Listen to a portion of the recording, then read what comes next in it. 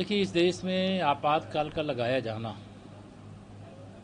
एक तरह से लोकतंत्र की हत्या करना, संविधान की अवमानना करना, न्यायपालिका के अधिकारों को अपनी जेब में रखना एक ऐसा अत्याचार का प्रारंभ था जिसके कारण से पूरे देश में एक आतंक का माहौल, निर्दोष लोगों को जेल भेजना, राजनीतिक सामाजिक कार्यकर्ताओं का प्रताड़ना करना, जबरदस्ती नसबंदियां कराना और कई ऐसे अध्यादेश भी उस बीच लाने का काम किया गया जो किसी भी दृष्टि से सही नहीं ठहराया जा सकता। लेकिन पूरा देश आंदोलित हुआ और आंदोलन के परिणाम स्वरूप सरकार को झुकना पड़ा और आपातकाल से देश को मुक्ति मिली। और यह वैसा ही आपातकाल था जैसे अंग्रेजों का शासन था, वैसे कांग्रेस ने आपातकाल लगाकर देश में शासन करने का एक असफल प्रयास किया। लेकिन देशवासियों का, जो लोकतंत्र के प्रेमी थे, उन सबका संघर्ष सफल हुआ, तमाम यातनाएं सह करके भी सफल हुआ।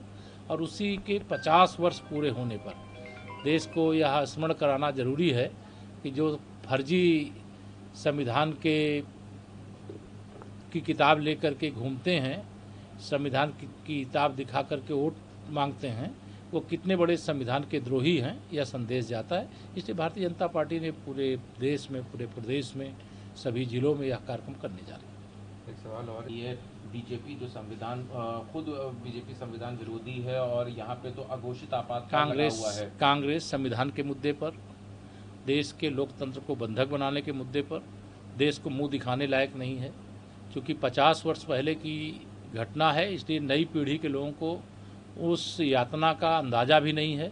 ये कांग्रेस सत्ता पा जाए तो सत्ता पाने के बाद यह क्या करती है, पूरे सिस्टम को हाईजैक कर लेती है, पूरी व्यवस्था। न्यायपालिका के आदेश, केवल उस समय श्रीमती इंदिरा गांधी जी के चुनाव को अवैध ठहराया गया, उसके कारण इतना अहंकार था कि देश को आपातकाल की जंजीरों में जकड़ दिया गया था।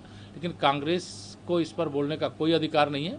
लेकिन साथ ही उस समय जो जयप्रकाश नारायण जी थे, वो भी जेल गए थे इस आपातकाल के खिलाफ लड़ाई लड़ते हुए।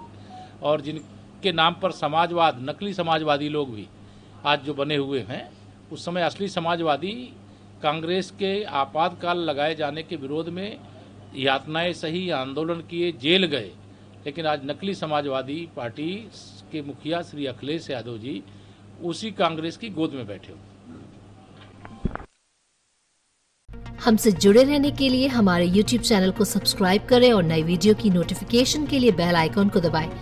हमसे जुड़े रहने के लिए हमारे YouTube चैनल को सब्सक्राइब करें और नई वीडियो की नोटिफिकेशन के लिए बेल आइकॉन को दबाएं।